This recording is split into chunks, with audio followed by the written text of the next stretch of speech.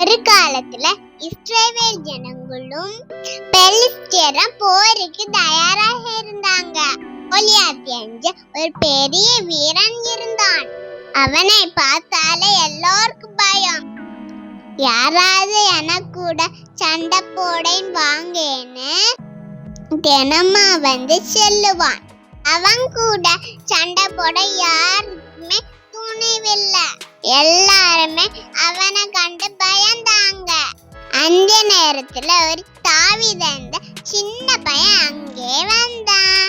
அவன் சொன்னா கோலியாத்த கூட சண்டை போடுறேன்னு சொன்னான்.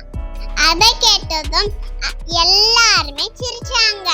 நீ ஒரு சின்ன பையன். ஆனா தாவீது சொன்னா நான் தேவனோட சக்தியால ஜெயிப்பேன். அவன் ஒரு கவுனம் 5 கற்களை மட்டும் எடுத்தான். கோலியாத் அவனை பார்த்து கேலி பண்ணான்.